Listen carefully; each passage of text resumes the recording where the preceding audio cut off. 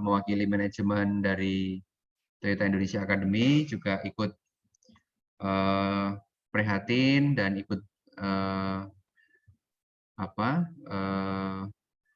respect kepada Bapak dan Ibu semuanya apabila ada anggota keluarga, sanak famili yang di masa-masa pandemik ini sedang diuji oleh Tuhan Yang Maha Kuasa, dan semoga pandemi ini segera berlalu dan kita bisa melakukan pembelajaran secara tatap muka.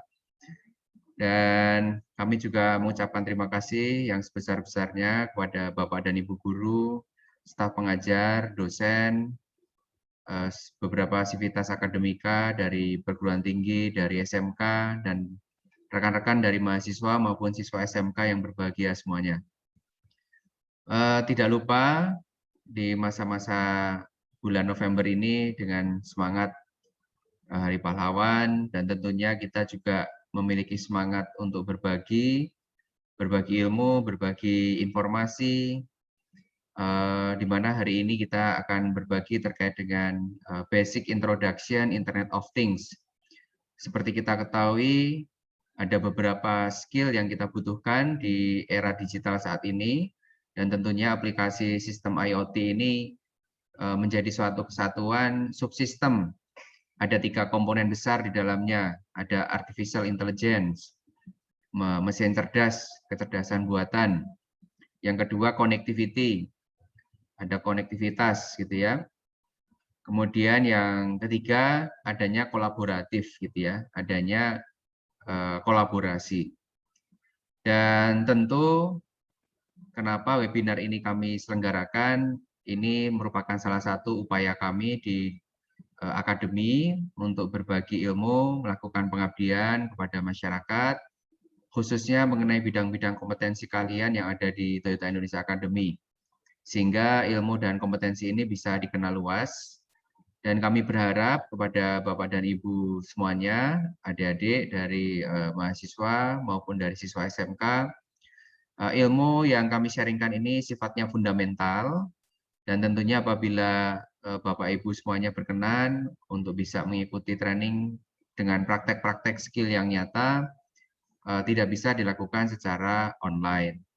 Oleh karena itu, kami membuka diri untuk bisa mengutilisasi atau memanfaatkan fasilitas yang ada di Akademi Komunitas Toyota Indonesia untuk bisa dijadikan media atau bahan ajar secara luas kepada masyarakat, kepada SMK dan university lainnya. Dan kami juga membuka diri apabila di kemudian hari Bapak Ibu guru serta adik-adik dari SMK maupun mahasiswa yang akan melakukan training di tempat kami sebagai bagian dari tindak lanjut sharing webinar kali ini. Webinar kali ini merupakan webinar yang sejak awal di pandemik kami lakukan dengan berbagai tema-tema yang cukup hangat dan menarik tentunya, dengan kami hadirkan tokoh maupun pakar langsung dengan harapan teori tidak terlalu banyak, tetapi insight maupun aplikasi yang akan kami tularkan. Dan kami juga di sesi webinar berikutnya akan mengadakan sesi webinar mengenai budaya kerja di Jepang. Ya, kita tidak membahas budaya-budaya yang lain dan tentu budaya di industri sama, namun secara bukti nyata bahwa di negara 4 musim selalu ada hal yang menarik yang bisa kita pelajari dan kita bisa tularkan di organisasi kita, diri kita, dan tentu keluarga kita. Selamat melakukan webinar, dan Pak Kurniansyah, beliau sebagai juri ASEAN Skill Competition di IoT, dan beliau sebagai praktisi tim pengajar IoT di Kementerian Tenaga Kerja akan menyampaikan materinya, dan kami berharap Bapak dan Ibu bisa tanya jawab secara langsung ke beliau. Mungkin itu pembuka dari saya. Selamat berwebinar, dan semoga webinar ini menarik. Tidak usah sungkan-sungkan apabila Bapak dan Ibu interaktif untuk saling bertanya dan berdiskusi. Terima kasih, selamat sekali lagi. Saya akhiri. Wassalamualaikum warahmatullahi wabarakatuh. Salam sejahtera untuk kita semuanya. Terima kasih. Waalaikumsalam warahmatullahi wabarakatuh. Terima kasih untuk sambutan manajemen. Baik, selanjutnya memasuki acara inti yang tentunya ini adalah yang ditunggu-tunggu oleh hadirin sekalian. Tapi sebelum itu saya mau sapa dulu nih.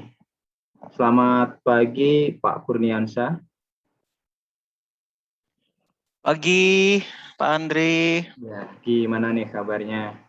Alhamdulillah baik Pak Andri. Ini WFH atau WFO nih? Karena saya sedang mengikuti protokol, saya WFO nih. WFO. Oke, siap. Baik, beliau ini merupakan seperti yang disampaikan di awal adalah trainer maupun expert di bidang IoT untuk ASEAN Skill dan juga lulusan BINUS University ya, dan banyak sekali pengalaman maupun potensi nantinya di bidang teknologi seperti itu. Karena saya lihat sudah tidak sabar lagi untuk menantikan materi yang sangat super ini. Untuk itu, waktu dan tempat saya persilahkan ke Pak Kurniansyah. Oke, terima kasih Pak Andri, terima kasih Pak Pradit atas sambutannya dan seluruh sivitas akademika, baik guru ataupun murid atau anak-anak dari SMK dan semuanya atau peserta yang ada di seminar kali ini. Nah, pada kali ini izinkan saya untuk men-sharing mengenai ilmu yang saya ketahui atau yang saya expert di bilang itu, kalau kita bisa bilang. Nah, izinkan saya untuk melakukan sharing dulu, Bapak Ibu semua, mengenai materi yang akan saya share. Nah, ini adalah materi yang akan saya coba share ya, Bapak Ibu semua ya. Sebelumnya, sebelum memulai, semoga Bapak Ibu semua bisa mengikuti untuk seminar kali ini dengan kondisi yang nyaman, dengan protokol kesehatan juga, dan bisa menjadikan ini pengalaman atau sharing yang bersifat menyangkut di dalam ingatan Bapak Ibu semua dan bisa bermanfaat ke depannya ya. Oke. Pada kali ini saya akan coba untuk menjelaskan mengenai IoT. IoT di mana IoT kita sudah banyak mengenal IoT itu baik dari penerapannya di industri-industri, di bagian edukasi sampai di bagian tempat kita sendiri yaitu vokasi. Nah, ini mungkin sudah dijelaskan oleh Pak Andri bahwa saya adalah lulusan BINUS University di mana saya kali ini bekerja di PT Toyota Motor Manufacturing Indonesia dan menjadi partner dari Kemenaker untuk ASC dan juga program pelatihan bidang IT, elektronika dan juga IoT itu sendiri. Dan saya juga salah satu dari asesor kompetensi lisensi di BNSP. Oke. Ini adalah pokok bahasan yang akan coba saya jelaskan. Nah, saya akan memulai dari pertama yaitu mengenai apa sih mengenai industri revolusi sampai mengenai IoT dan ide-ide penerapan IoT itu sendiri sampai kita bisa lihat bahwa apa sih yang akan diterapkan, apa sih media yang bisa untuk dilakukan untuk penerapan IoT itu sendiri sampai nanti kita akan lihat challenge-nya ke depan itu IoT itu seperti apa. Oke, kita tidak jauh-jauh Bapak Ibu semua. Kita bisa lihat di sini bahwa kita lihat dari Fourth Industrial Revolution atau industri revolusi keempat, di mana kita harus ketahui bahwa industri revolusi keempat itu terjadi biasanya selama 100 tahun sekali. Di pertama kita mengetahui mengenai mechanical production, berikutnya kita menggunakan listrik untuk itu menjadikan sebuah mass production atau produk massa yang bisa diterapkan secara masif. Dan ketiga, IT. IT-an itu ternyata bukan era sekarang Bapak Ibu. Itu adalah era ketiga. Nah, di mana di era keempat yang akan saya bahas kali ini dikhususkan kepada IoT adalah era di mana semua teknologi IT itu saling berkontribusi. saling berkolaborasi. Jadi antara satu dan dua teknologi saling berkolaborasi untuk mendapatkan sebuah teknologi baru atau ekosistem dan penerapan-penerapan baru lainnya. Dan ini dimulai dari tahun 2000-an ke depan. Oke, apa sih yang memicu? Nah, apa sih yang memicu sebuah industrial revolusi? Kalau kita lihat dari sesi-sesi yang tadi, kita lihat sebelumnya ya. Nah, kalau lihat dari sisi yang berikutnya ini, yang sebelumnya ini, sesi pertama itu adalah kita melihat sebuah mechanical production. Berarti ada yang men-triggernya mekanik, ada yang men-triggernya di IR 2.0 adalah listrik. 3.0 itu sendiri didominasi dengan sebuah IT atau sebuah teknologi yang sangat banyak. Dan di ketiga ini apa sih yang men-trigger? Kita coba pikirkan itu, dan ini merupakan digital transformation, di mana semuanya itu udah berbasis digital. Mulai dari cyber security aja atau sekuritas atau ke-safe atau sebuah garansi dalam sebuah safe itu berbasis cyber, di mana ada AR, ada big data, AI robotik, adaptive manufacturing atau 3D printing, simulasi berbasis digital, sistem integration sampai cloud. Dan terakhir ini, salah satu yang berperan adalah IoT itu sendiri di dalam industri revolusi 4.0. Nah, sekarang kita lihat, apa sih sebenarnya 4.0? Apa sih, Pak, sebenarnya 4.0? Itu pasti yang akan ditanyakan di beberapa orang. 4.0 dan IoT itu sangat berhubungan sekali, di mana 4.0 itu berhubungan dengan kolaborasi, Internet of Things juga berhubungan dengan kolaborasi, dan merupakan bagian dari industri revolusi 4.0 itu sendiri. Dan kita lihat penelaahannya, atau menurut teori itu IoT itu seperti apa. Oke, sekarang kita lihat untuk beberapa teori ya. Jadi banyak sekali untuk teori-teori ini, mulai dari Wikipedia mengatakan apa, jurnal juga mengatakan apa, GSMA sampai AT&T itu mempunyai pemahaman yang berbeda. Tapi kita akan menarik satu benang atau satu penjelasan mengenai IoT itu apa, yaitu sebuah konsep di mana setiap device ya. Jadi setiap every device mempunyai kemampuan untuk mentransfer data antara satu ke tempat lain, itu mempunyai kemampuan untuk mentransfer data. Dan ini gimana cara untuk mentransfernya antara satu dan poin A dan poin B, itu menggunakan terhubung dengan sebuah internet dan juga sensor-sensor yang tertanam yang memungkinkan koneksi antara perangkat dan device secara real time. Oke. Bukan secara lagging ya.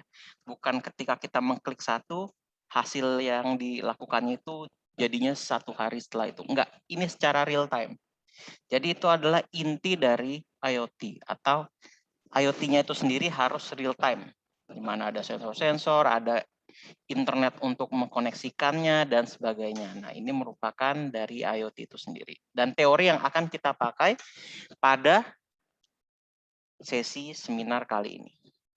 Oke, sekarang izinkan saya untuk men-sharing satu video. Supaya Bapak, Ibu semua bisa mengerti mengenai IoT itu apa. Things atau IoT merupakan teknologi yang memungkinkan benda-benda di sekitar kita terhubung ke jaringan internet. Teknologi ini ditemukan oleh Kevin Aston pada tahun 1999. Hingga saat ini, teknologi IoT sudah dikembangkan dan mulai diaplikasikan. Salah satu produknya yang paling akrab dengan kita adalah layanan GPS. Cara kerjanya, setiap benda yang terhubung ke internet bisa diakses kapan saja dan di mana saja. Bayangkan, ketika kita meninggalkan rumah, ternyata lupa mematikan TV, kita bisa mematikan dari jarak jauh hanya dengan mengirim pesan ke rumah kita. Rumah, tolong matikan TV. Bahkan bila kita sedang dalam perjalanan dan tiba-tiba terjadi kecelakaan, CCTV di jalan raya dapat mendeteksi adanya kecelakaan lalu lintas. lalu mengirimkan informasi pada sistem dan mengabarkan pada rumah sakit terdekat untuk mengirimkan ambulans. Sementara itu, jam tangan pintar yang digunakan oleh korban kecelakaan dapat memberi informasi tentang kondisi tubuh korban dan memberi kabar pada keluarga atau kerabat terdekat. Saat ini, Indonesia sendiri sudah menerapkan IoT pada proyek-proyek Smart City di 23 kota. Ada juga startup seperti Gignesia yang menjadi wadah bagi developer IoT di Indonesia. Jadi, sangat mungkin jika suatu hari nanti di rumah kita muncul iklan-iklan dadakan atau bahkan meme tentang curhat sama tembok bisa benar-benar terjadi. Oke, jadi itu adalah secara harfiahnya, secara teorinya, mungkin Bapak Ibu bisa lihat itu adalah IoT. Oke, jadi kalau dilihat ya tadi, mungkin kita lihat CCTV yang ada di perempatan jalan itu berbasis IoT atau tidak. Nah, kita bisa lihat dari penerapan yang dilakukan oleh Gubernur Jakarta itu sendiri, yaitu e-tilang yang ada di jalan-jalan protokol itu menggunakan teknologi yang adalah teknologi IoT. Ketika kita melanggar, langsung tuh di kamera itu bisa memproses ketika kita menerobos lampu merah, langsung melakukan tilang dengan meng-capture plat nomor mobil kita dan mengirimkan kepada polisi dan langsung melakukan tindakannya itu adalah email ke dalam email pribadi kita. Nah, itu merupakan salah satu penerapan dari IoT itu sendiri di dalam Smart City. Oke, sekarang kita lihat lagi evolusinya itu gimana sih sebenarnya dari Internet of Things sampai bisa menjadi IoT ini seperti apa. Kita ada masanya itu masa pre-internet, di mana kita bicara soal masa hubungan antara human to human. Kita masih menggunakan telepon, kita masih menggunakan SMS, masih era yang lama sekali. Nah, di mana next era itu adalah Internet of Content atau Triple W atau World Wide Web. Di mana di World Wide Web ini kita bisa lihat bahwa kita bisa melihat sebuah informasi, sebuah email, dan lain-lain menggunakan layar kecil atau layar seperti layar PC untuk entertainment dan lain-lain. Nah, Internet of Services, mulai nih internetnya diserviskan atau dijasakan. Mulai dari e-productivity, e-commerce pasti sudah tahu semua seperti Tokopedia, seperti Shopee, dan lain-lain ini menggunakan namanya Internet of Services sebagai service. Internet of People, sosial media, semuanya sudah menggunakan namanya sosial media, mulai dari Facebook, Instagram, sampai WhatsApp chat itu menggunakan namanya Internet of People, di mana kita sebagai orang itu tercapable dengan namanya internet atau sudah terintegrasi ya. YouTube juga sebagai entertainment.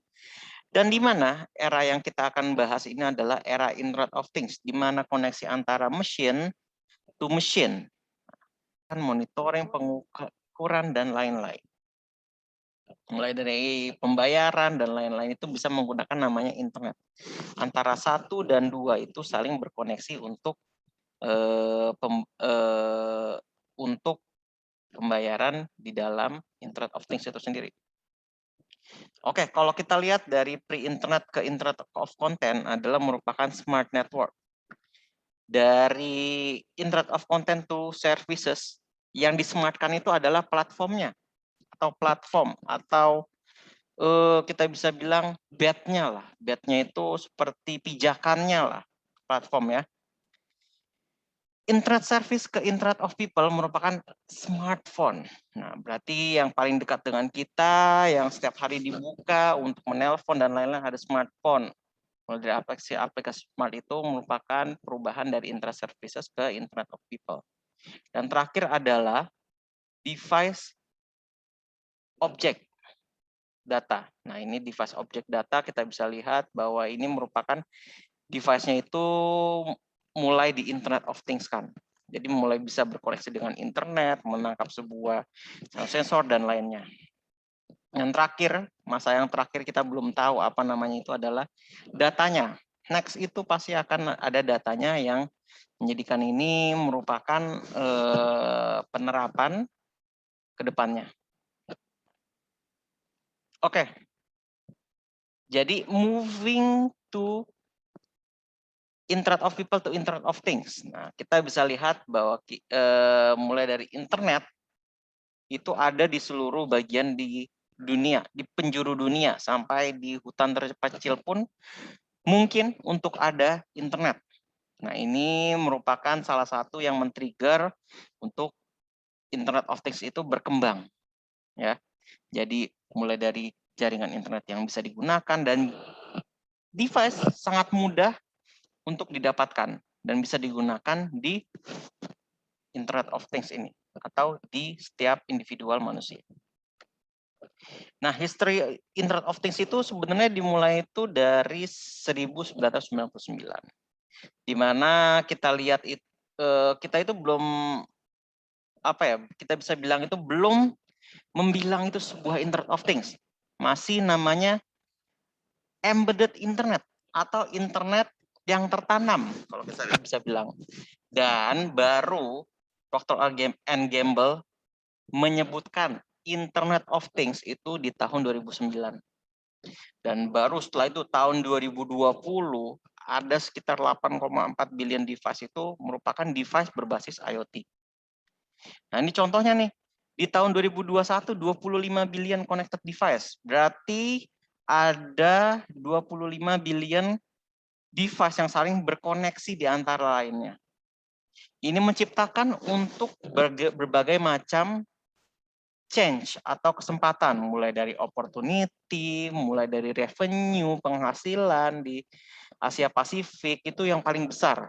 Yang di tempat kita ini yang paling besar sekitar 386 billion. Ini bisa didapatkan revenue itu dengan apa? Dengan cara menerapkan Internet of Things. Mulai dari kita bangun infrastrukturnya, kita membangun SDM-nya, kita membangun sampai pekerjaan barunya dan lain-lain di dalam tahun 2001 ini. Nah, untuk penerapan dalam Internet of Things itu sebenarnya ada empat yang perlu diketahui oleh Bapak-Bapak dan Ibu-Ibu sekalian. Pertama adalah device-nya, dua adalah LAN atau Local Area Network ya, dan terakhir adalah internet, dan terakhir adalah back-end services. Ya. Jadi back-end services itu gunanya buat apa sih? Ini untuk mengkontrol dari user itu mau melihat monitoring, untuk mendapatkan data itu sebagai business data analysis. Nah, ini bisa digunakan menggunakan Internet of Things di layer usernya atau layer terakhirnya itu sendiri.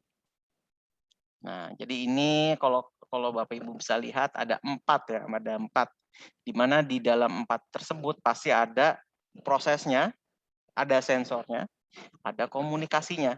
Itu khusus untuk things-nya atau benda ya. Seperti itu. Dan kita lihat ini penerapannya, salah satunya adalah penerapan connecting people with things. Nah, ini connecting people with things ini seperti apa sih sebenarnya? Contoh adalah manusia ini. Manusia ini menggunakan smart band. Nah, ini kalau dilihat menggunakan smart band ya, di mana smart band itu bisa melihat untuk sensor gerak, untuk detak jantung, untuk yang lain-lainnya. Nah, ini gunanya sebenarnya buat apa sih? Nah, ini kalau kita bisa lihat adalah gunanya pertama untuk melihat kesehatan dari jantung kita dan lain-lain. Sebentar, saya mau memute dulu, ada yang aktif. Oke, sorry. Oke, kita lanjutkan lagi.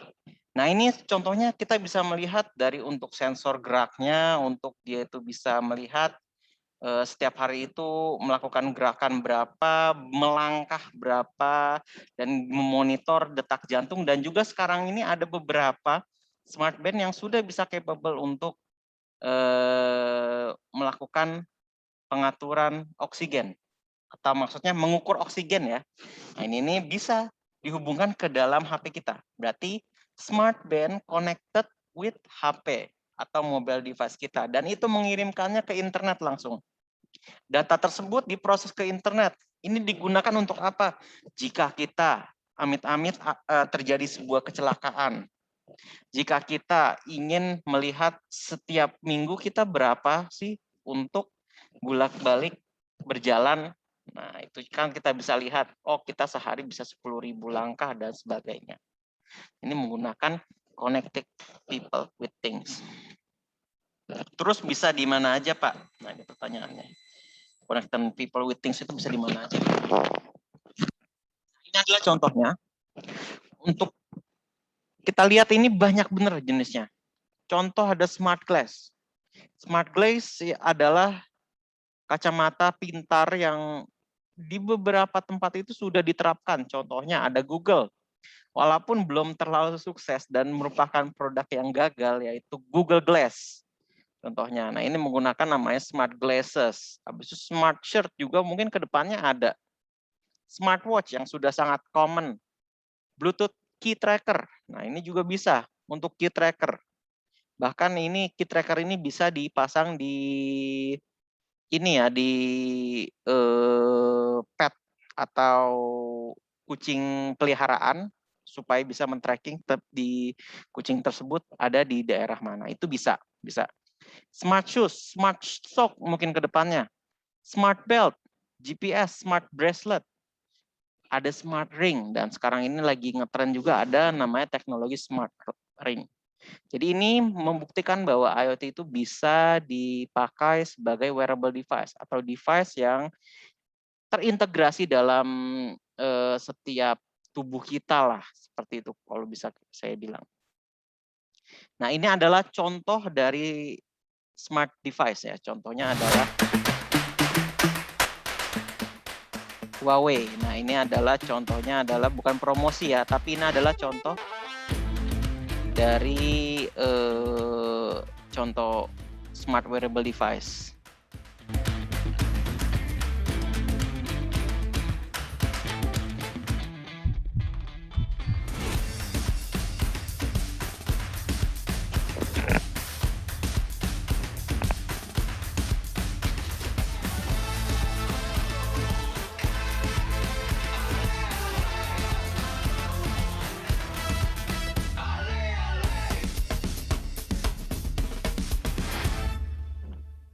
Oke, jadi itu adalah contoh dari smart wearable device. Contohnya adalah Huawei Band, di mana dia itu kita bisa melihat untuk pengaturan oksigen atau kadar oksigen yang ada di darah kita. Habis itu juga detak jantung per hari itu seberapa, sampai kita bisa diatur untuk berapa hari sih ini kita akan tidur nih, berapa jam maksudnya, berapa jam untuk kita untuk tidur dalam sehari, dan kita akan mendapatkan notifikasi ketika itu tidak normal. Itu merupakan adalah device IoT ya, di mana Huawei Band ini terkoneksi ke HP untuk mendapatkan suatu decision di dalam sebuah proses ini. Oke, connecting things with things. Nah, ini contohnya lagi adalah smart car. Smart car ini bisa dia ngelihat GPS, habis itu kita bisa lihat tracking mulai dari berapa sih setelah berapa 10.000 kilometer kita harus melakukan servis. Dia bisa langsung mengkontak langsung ke kontak center officer-nya sendiri. Dan itu bisa langsung nge-booking untuk kita bisa melakukan maintenance terhadap mobil. Dan ketika misalnya di tengah jalan kita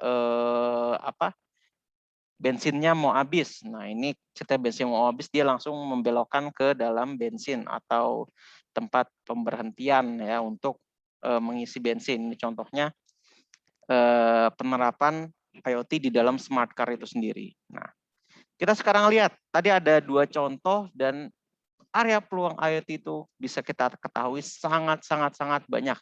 Mulai dari konsumen. Konsumen ini contohnya adalah smart home, smart control.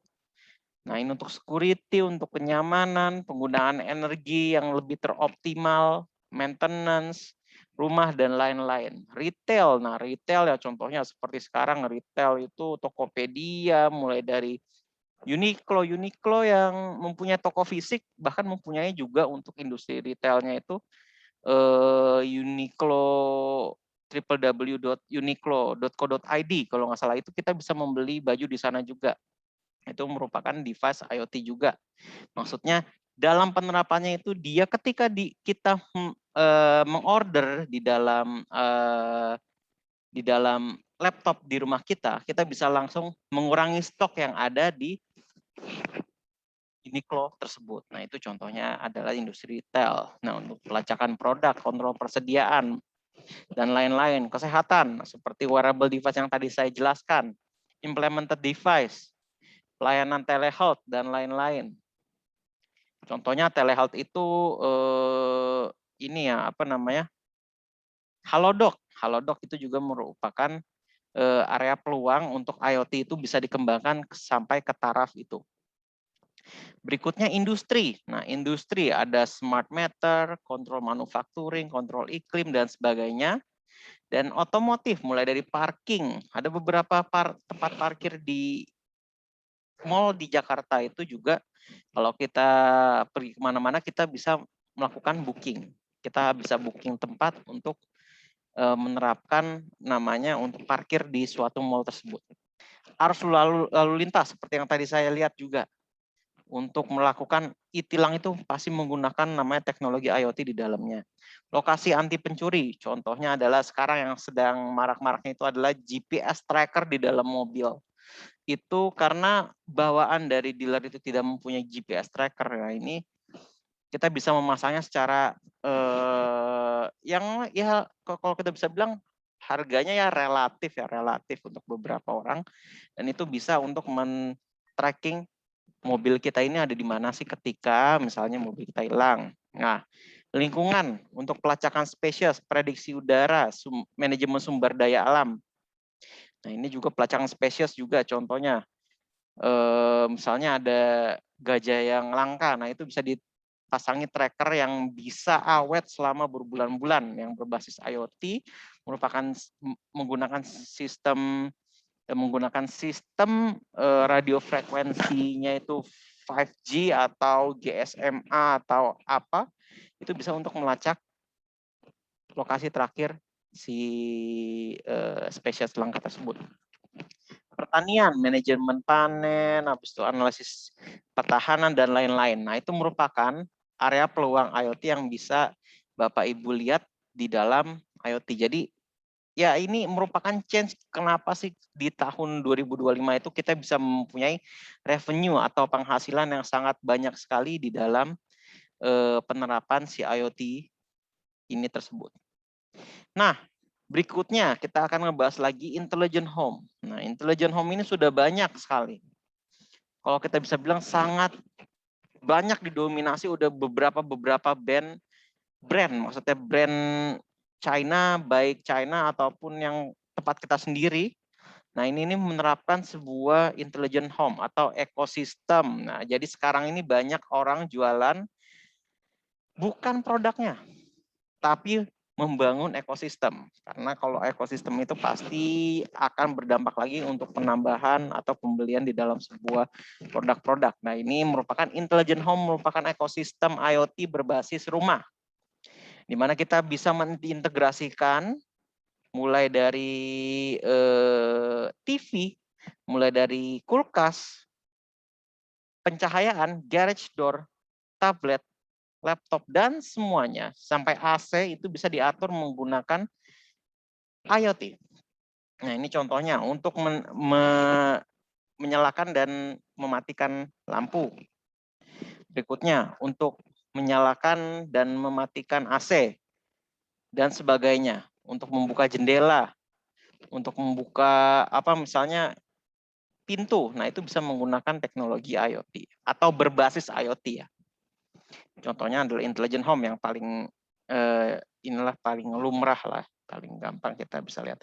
Ini contoh adalah salah satu produk ya.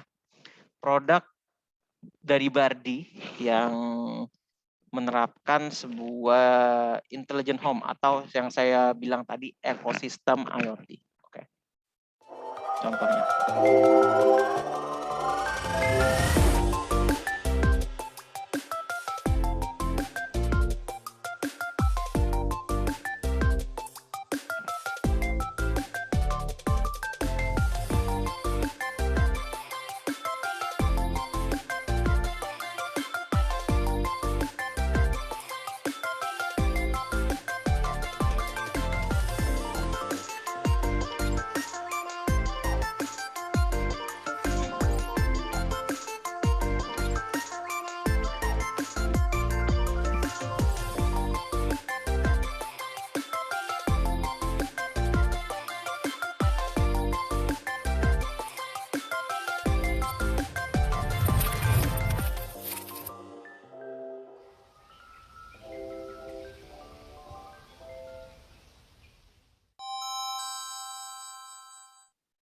Nah, tadi itu adalah contohnya dari salah satu produk mirip Bardi. Nah, di mana semuanya itu terintegrasi dengan internet, mulai dari pencahayaan bisa sinkron dengan yang namanya mikrofon ya. Jadi tadi kita lihat sesuai dengan apa yang kita setel lagunya itu bisa mengganti mood yang ada di lampu LED itu bisa.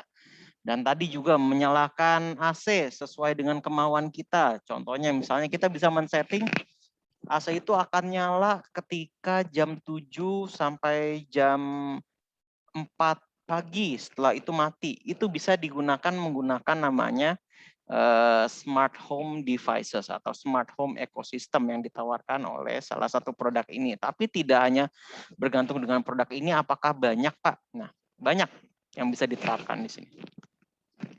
Nah, berikutnya transportasi. Nah, kalau transportasi ini ya berhubungan kita udah memasuki dengan era mobility ya. Era mobility di mana semuanya itu mobilitas. Bahkan gimana sih Gojek itu bisa sampai, Gojek dan juga Grab itu bisa sampai mendunia sekarang itu ya dengan adanya mobility. Nah, kita lihat penerapan IoT di dalam transportasi itu seperti apa ya. Kalau kita bisa lihat, ini contohnya adalah busway. Busway itu kan setiap hari kan kita lihat berkeliling Jakarta terus dengan rute-rute yang sama ya, yang kita di mana kita bisa menaikinya dan sepertinya itu. Nah, dari data yang transportasi atau drivernya lakukan itu, kita itu bisa melihat apakah drivernya sehat ketika melakukan satu kali run. Menggunakan apa? Menggunakan wearable device, contohnya wearable device atau smart band.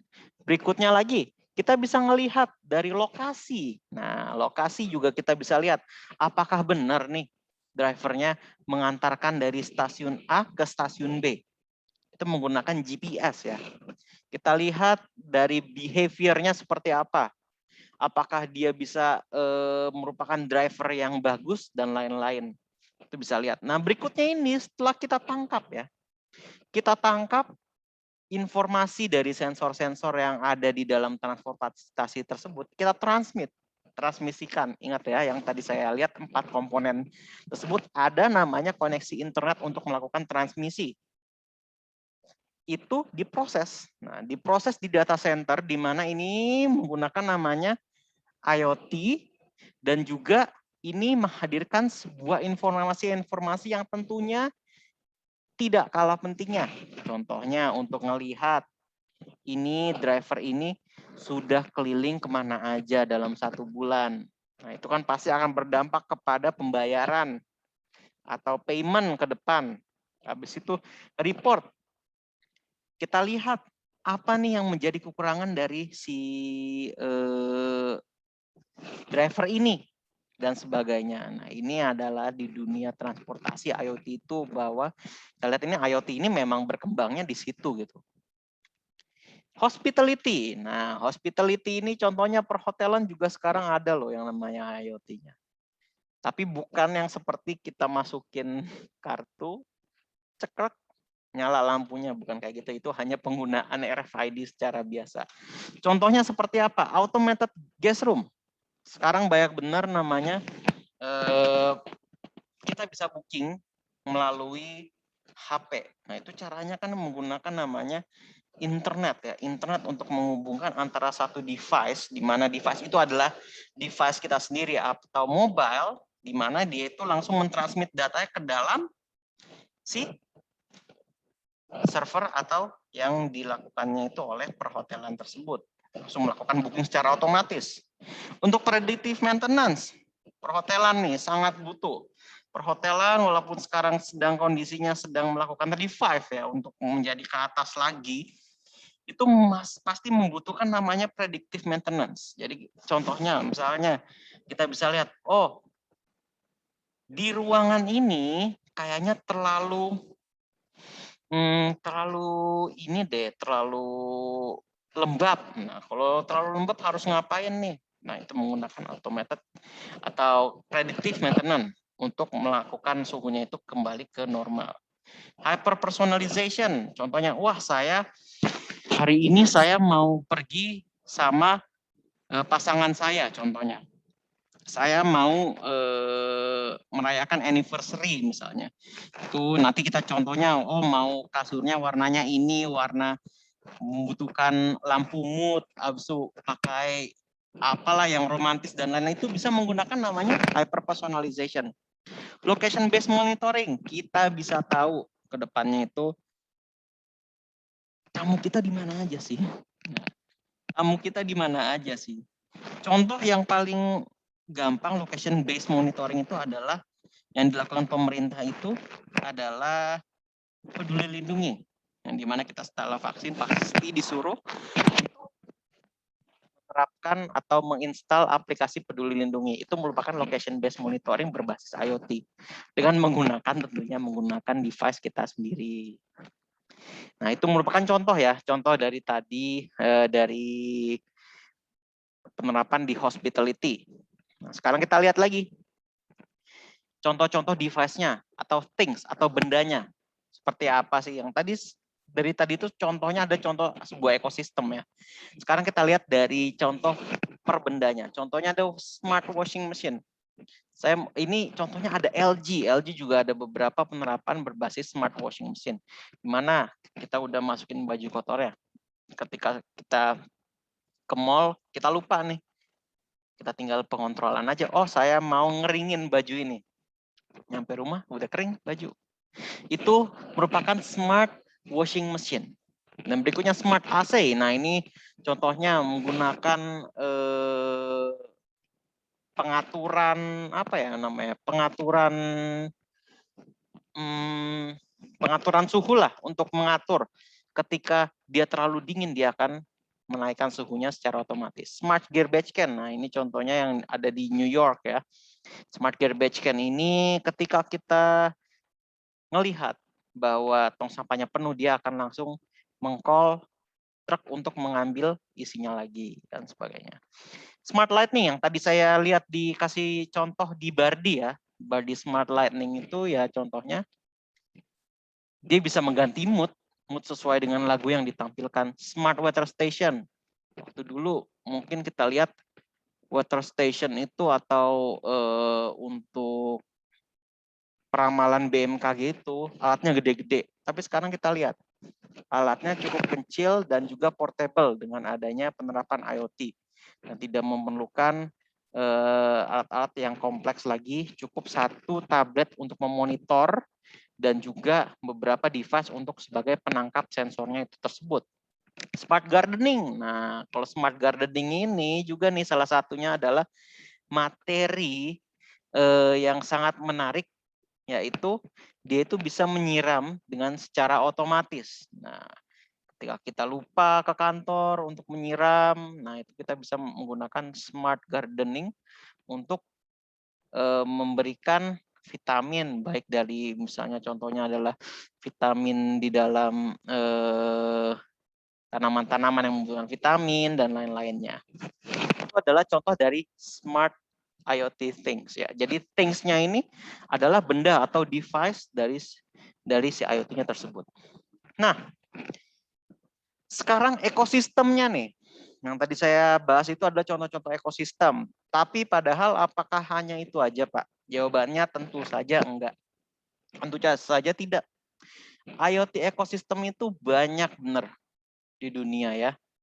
Di around the world ini banyak benar. Mulai dari factories atau manufacturing ya, atau namanya kita bisa bilang pabrik, shop, airport, station, mobile devices, IoT berbasis AI. Habis itu untuk data center, untuk enable home all buildings, city. Habis itu juga ada ship, airplane, dan lainnya itu menggunakan namanya teknologi berbasis IoT. Jadi mungkin ketika kita ke depan itu kita menggunakan internet itu sangat sangat wajar ya, di mana waktu dulu mungkin menggunakan internet itu merupakan hal yang sangat ekspensif, tapi dengan berkembangnya internet yang menjadikan itu lebih murah dan lain-lain, ini bisa namanya kita menerapkan Internet of Things ini menjadi sebuah ekosistem yang diakui oleh dunia. Nah, terus gunanya apa, Pak?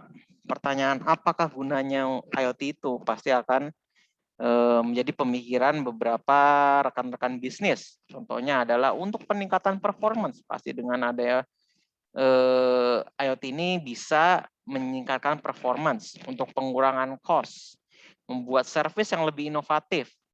Waktu dulu kita pembayaran harus menggunakan cash, sekarang menggunakan namanya scan barcode aja. Udah connect kok, udah menggunakan internet, HP saya bisa langsung membayar dengan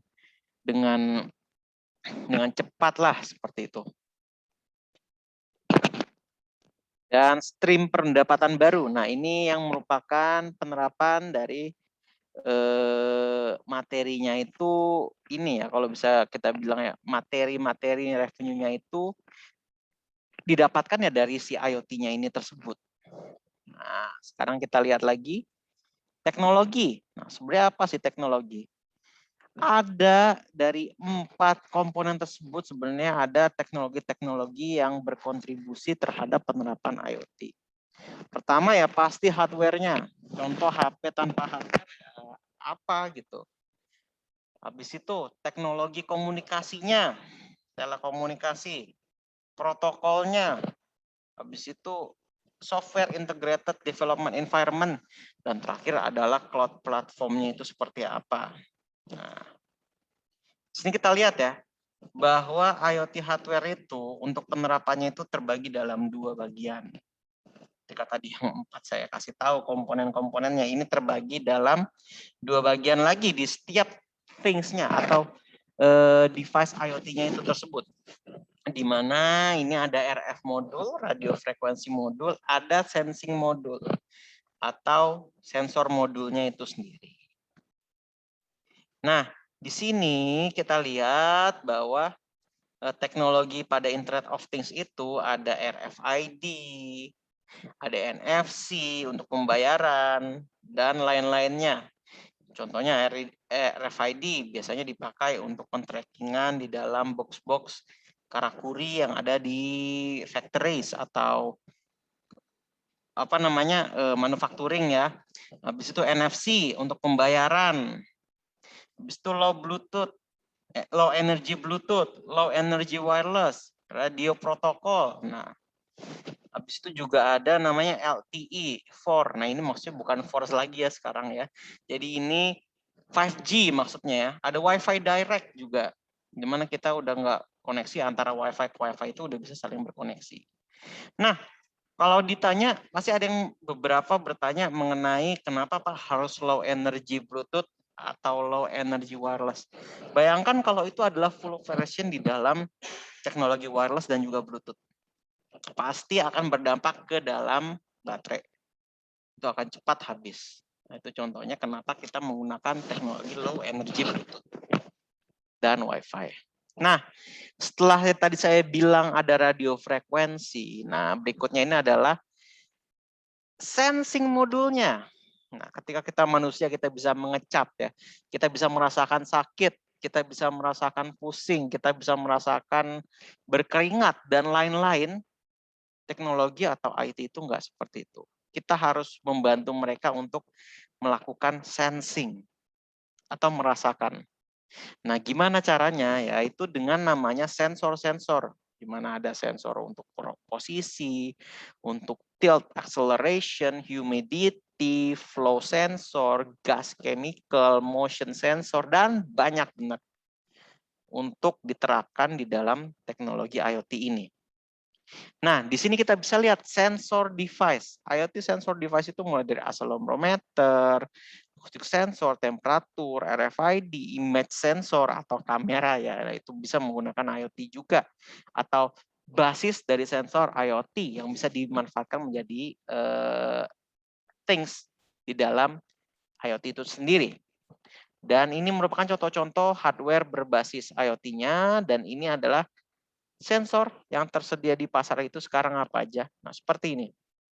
Contohnya, sangat mini, sangat kecil sekali. Kalau kita bisa lihat di sini, menggunakan namanya si sensor IoT.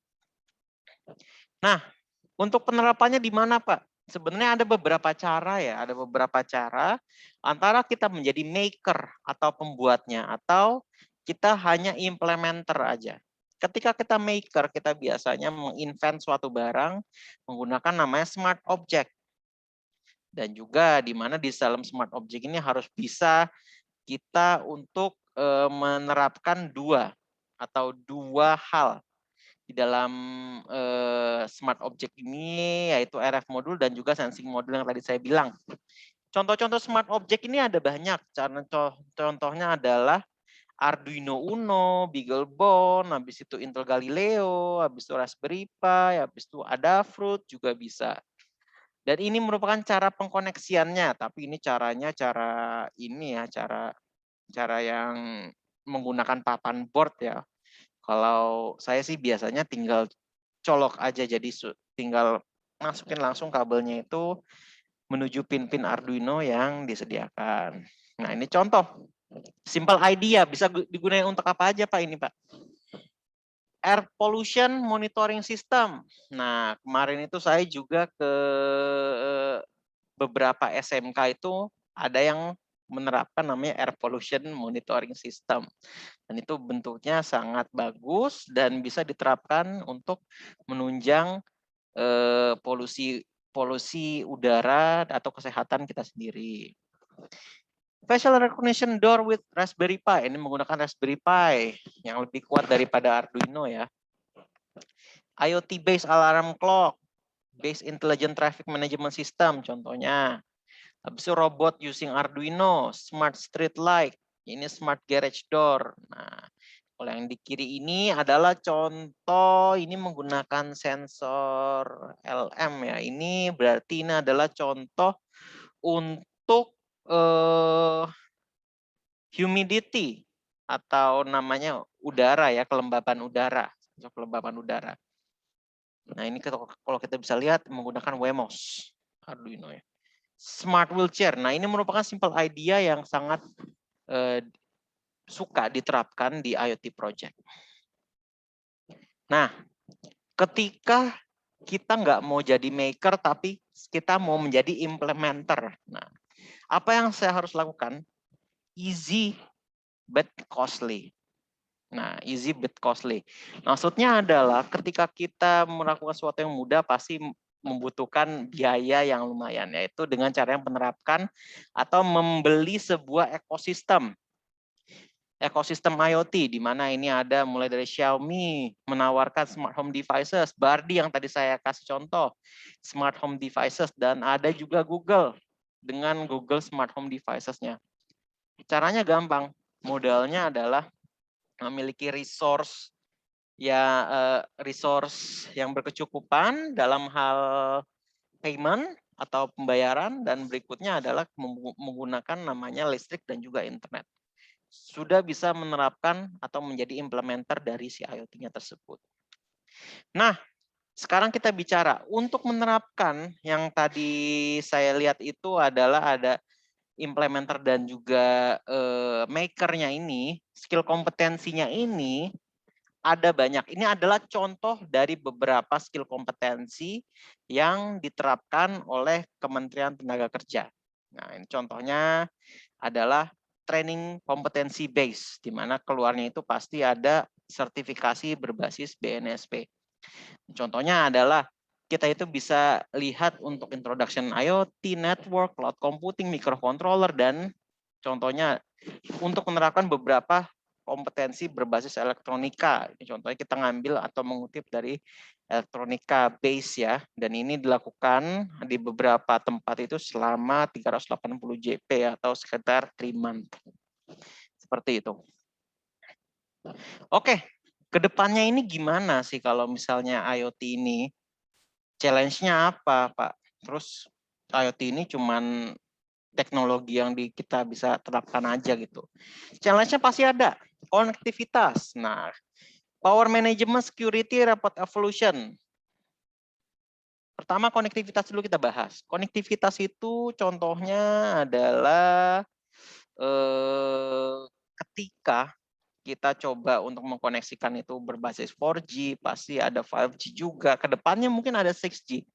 Di mana ketika merupakan protokol terbaru, kita itu harus menerapkannya itu di dalam si IoT device-nya tersebut. Berarti ada namanya penyesuaian lagi dalam hardware-hardware-nya. Habis itu ada power management. Kenapa tadi saya bilang di awal-awal harus berbasis low Bluetooth, low Wi-Fi. Kenapa seperti itu? Karena ini untuk mempunyai power management yang baik. Habis itu ada juga security. Untuk sekuritasnya kita mungkin ke depannya itu privasinya itu makin saya bisa bilang mungkin makin mendikit ya privasi kita dengan adanya security di IoT yang membutuhkan allowance terhadap dunia kita juga. Rapid evolution. Nah, dengan namanya evolusi IoT, kita bisa lihat bahwa IoT ini sangat berdampak sekali terhadap evolusi di dalam manusianya. Ketika sesuatu teknologi itu diterapkan dengan cepat, pasti akan berdampak yang nggak baik gitu. Jadi contohnya ya saya harus bisa untuk melakukan rapid evolution terhadap si IoT ini supaya bisa lebih baik. Contohnya seperti itu. Oke. Dengan ini saya coba menarik sebuah kesimpulan bahwa IoT atau sebuah Internet of Things merupakan sebuah konsep di mana setiap device atau device itu mempunyai kemampuan transfer dan akan terhubung dengan internet dengan sensor yang tertanam yang memungkinkan koneksi antara perangkat device secara real time. Nah, jadi ada real time-nya, ingat ya, harus ada real time-nya untuk mengerti mengenai IoT. Habis itu 25 billion device itu akan terkoneksi pada tahun 2025. Jadi hampir semuanya itu akan berbasis IoT. Habis itu penerapan IoT juga banyak, mulai dari smart home, smart city, smart manufacturing, hospitality, dan banyak lagi. Ada 4 komponen yang harus kalian ingat, yaitu mulai dari things, LAN, internet connection, dan juga terakhir ada back-end user-nya.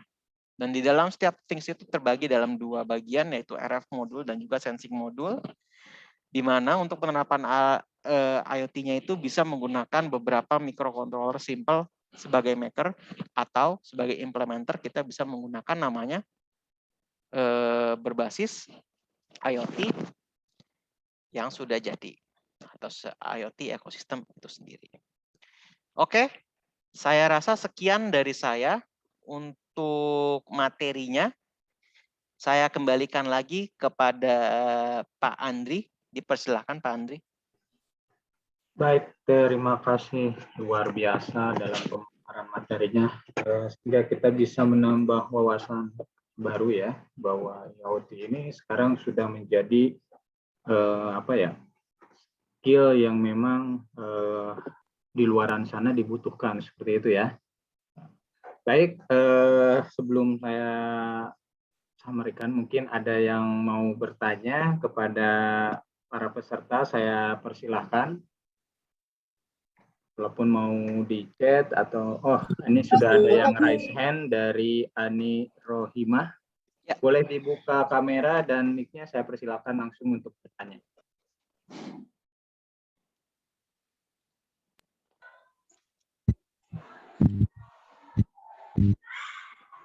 Iya.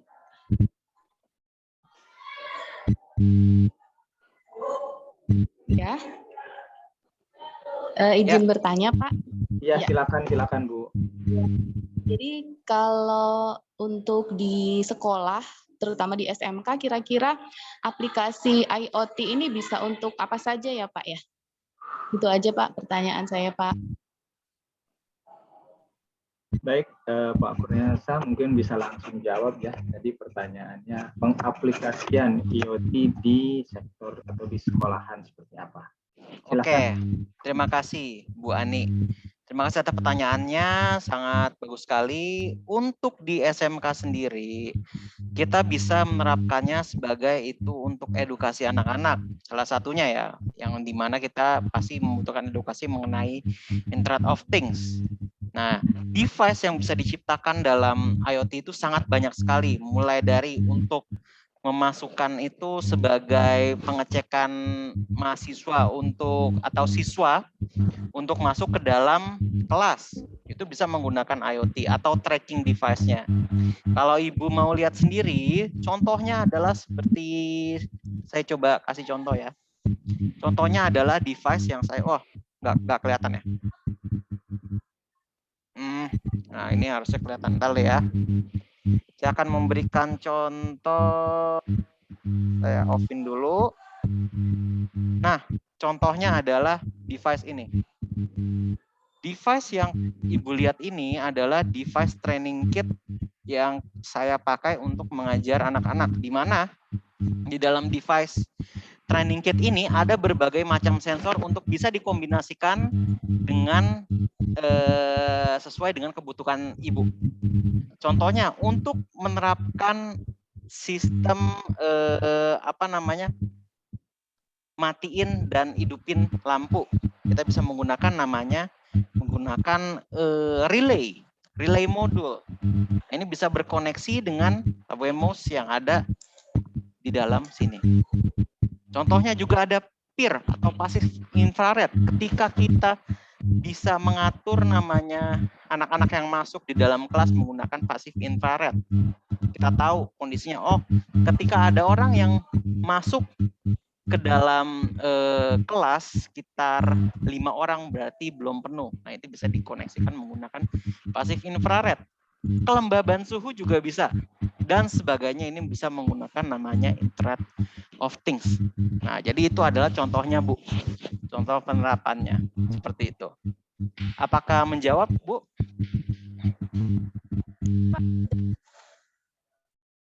Yes? Sudah, Pak, sudah menjawab. Terima Sudah. kasih. Ya. Oke, baik. Terima kasih, Ibu Ani. Selanjutnya dari Pak Handitia, SMK Yosionegoro. Saya persilakan, Pak, untuk bertanya langsung.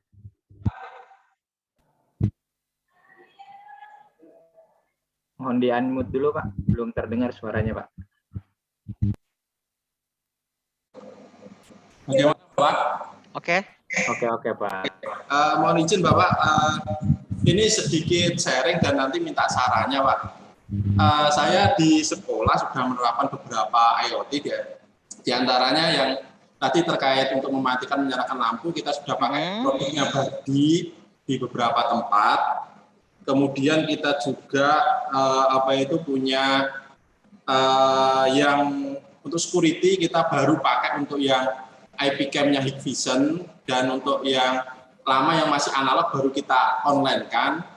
Sama beberapa seperti, tapi belum connect internet, itu seperti alat cuci tangan otomatis, alat siram tanam otomatis, sama gerbang desinfektan yang pakai sensornya jarak itu, Pak. Mungkin selain yang saya sampaikan tadi, mungkin ada saran dari Bapak mungkin yang mungkin cocok untuk diterapkan di sekolah, utamanya untuk SMK, Pak. Demikian pertanyaan saya, Pak. Terima kasih. Oke, terima kasih Pak Handitia.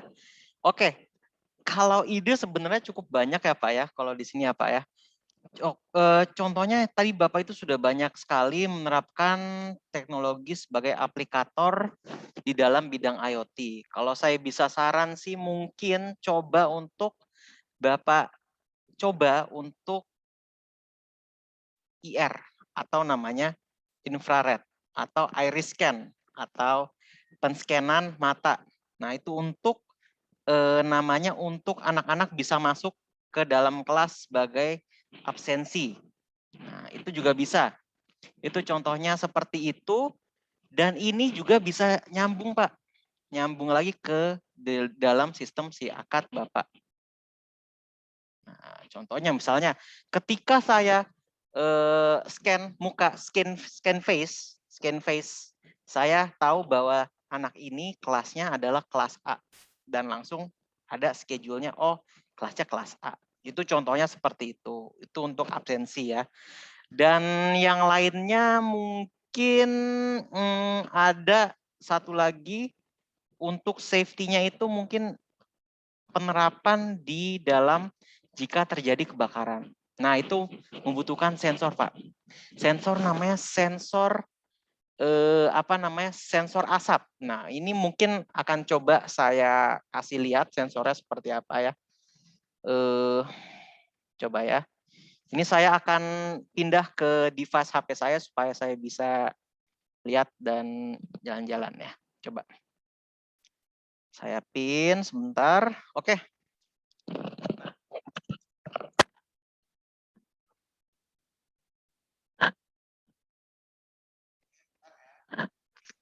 Ntar ini adalah contoh dari device yang ini adalah device yang biasa kita lakukan di dalam Asian Skill Competition. Yang tadi saya bilang itu adalah contohnya adalah flame. Nah, ini adalah sensor flame. Nah, sensor flame ini untuk mendeteksi api dan ini untuk karbon dioksida. Dan ini bisa langsung diterapkan di dalam tempat Bapak nih. Contohnya adalah seperti ini. Contoh juga misalnya ya Pak ya. Contoh lagi misalnya ketika sudah waktu makan siang, saya klik ini, nanti hanya lampu kantin dan lampu taman yang menyala. Itu bisa pokoknya seperti itu. Contoh lagi misalnya ketika kita menggunakan emergency, bisa langsung mengklik tombol ini dan langsung membuat lampunya itu mati semua atau nyala semua sesuai dengan apa yang Bapak mau. Itu adalah contoh-contohnya. Ini juga bisa ketika ada siswa yang masuk tanpa tidak seizin. Nah, ini bisa menggunakan namanya sound detector dan juga alarm. Nah, di dalam tempat Bapak. Oke.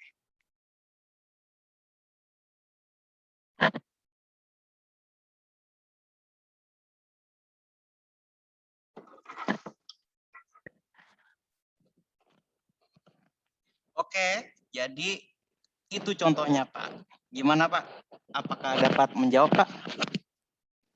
Terima kasih Pak. Mungkin yang akan kita coba yang untuk absensi anak. Sementara kalau kita masih belum bisa manual, kita akan coba otomatis yang tadi. Untuk guru kita sudah mencoba yang face scan wajah Pak. Ya, terima kasih sarannya Pak. Kemudian ke depan semoga kita bisa aplikasi yang untuk sarannya tadi Pak. Siap Pak Anditya. Baik, mungkin dari yang lain. Oke, kalau belum ada Pak Prinyansyah, mungkin saya coba bertanya sedikit karena konten sekarang atau materi yang sekarang ini cukup menarik ya untuk kita bahas. Saya bertanyanya seperti ini, Pak Kur. Di dalam penyiapan sumber daya manusianya, Pak Kur, karena saya sempat baca bahwa robotik dan IoT ini kenaikan setiap tahunnya itu di setiap negara itu kurang lebih 5%. Apakah di AKTI sendiri itu punya kurikulumnya, Pak Kur, terhadap penyiapan sumber daya yang mengenai IoT tersebut, Pak? Mungkin Oke. itu coba.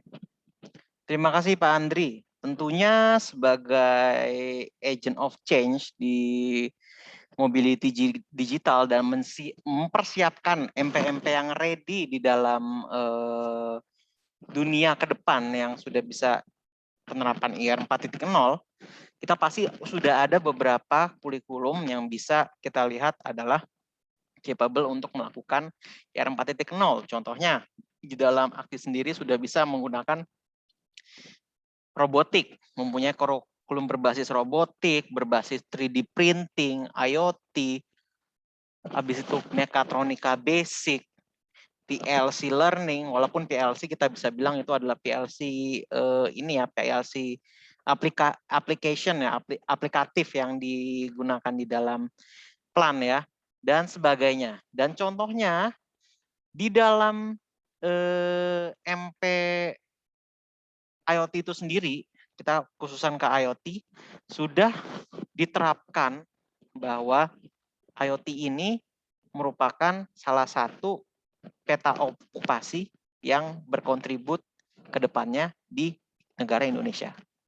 Dan pada tahun 2019 sudah diresmikan bahwa ada dua jenis level yang saya lihat ya, tapi belum semuanya yang mewakili sebuah industri yang dimana pasti sangat sangat dinamis sekali.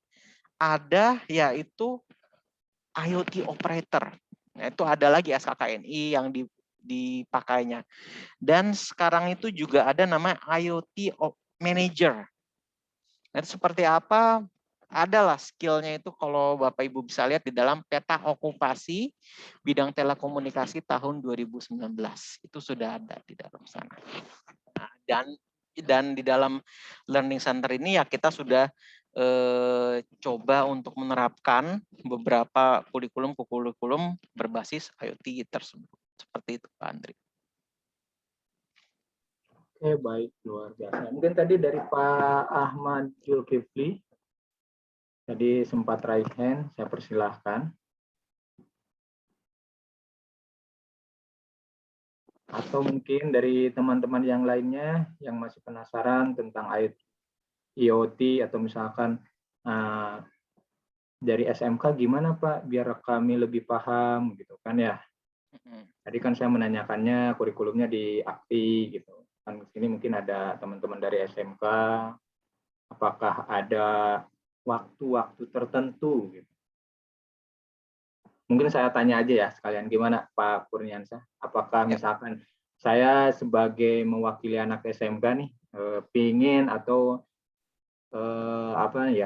ingin menjadi seorang developer arsitektur di bidang IoT sendiri, apakah ada kesempatan, entah itu webinar yang secara spesifik atau mungkinkah training kah gitu, apakah di AKTI membuka seperti itu Pak Kurnian? Oke.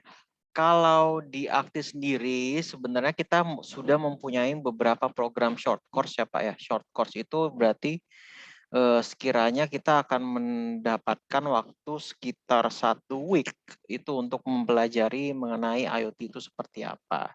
Baik dari pengenalannya dan juga sampai nanti advance-nya seperti apa. Tapi kalau di tempat kami ini biasanya membagikannya itu untuk IoT versi basic dan juga versi nanti yang ke advance-nya. Seperti itu Pak Andri. Oke, terima kasih. Ya, inilah maksudnya peluang-peluang kita ya. Karena sekarang kan teknologi semakin berkembang, tentu kita juga harus mengupgrade skill kita. Kita harus lebih paham lagi secara digitalnya, literasi digitalnya juga harus mengupgrade juga seperti itu ya. Oke, baik. Saya persilakan kembali kepada teman-teman yang mau bertanya, yang mau kepo-kepoin tentang IoT, saya persilahkan. Ya, kita masih nanti di sesi kita sampai 10.30, Pak Kurniansyah. Oke. 10 menit lagi ya berarti ya? Ya, kita ada waktu 10 menit lagi. Ya, jangan lupa juga saya ingatkan kembali untuk mengisi presensi di chat yang sudah kita sampaikan atau link yang sudah kita sampaikan di kolom chat Zoom.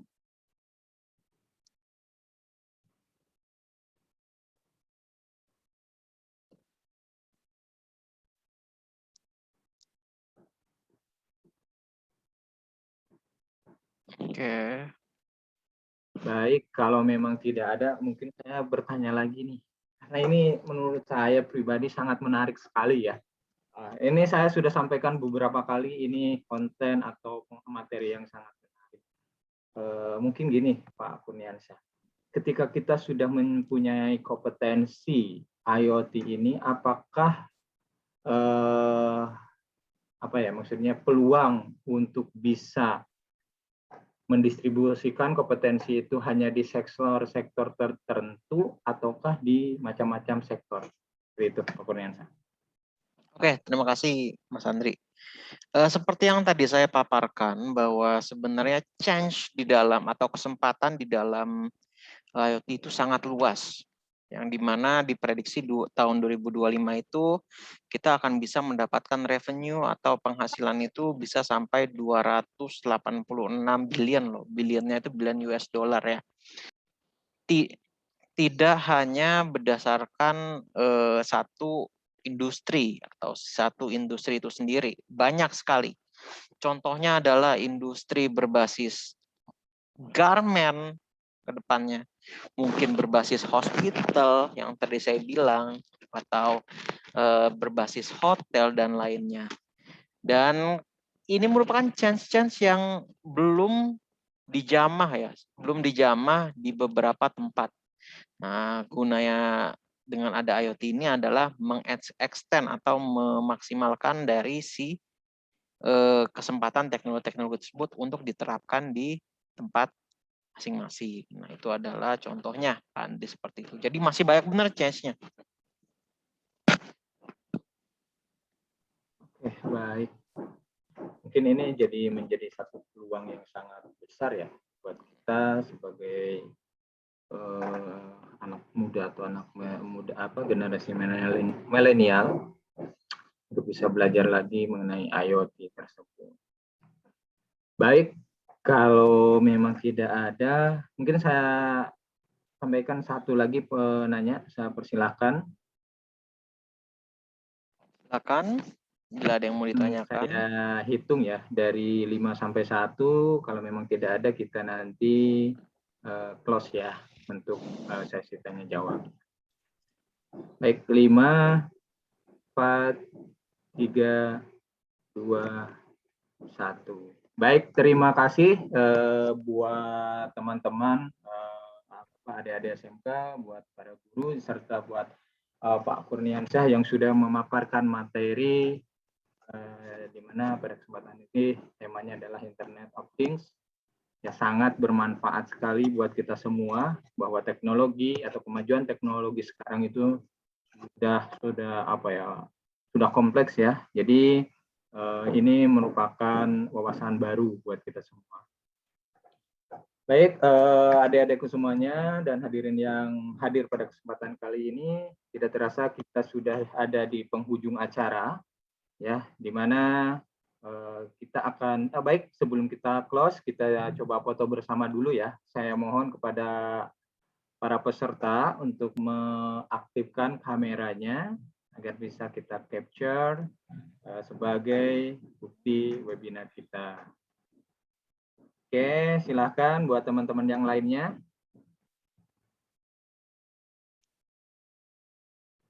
Kalaupun nanti ada yang mau dikonfirmasi kembali, kami juga membuka ruang untuk silakan komen di grup, di YouTube-nya Toyota Indonesia Academy, ataupun di sosial medianya, yaitu Akti ataupun Toyota Indonesia Academy.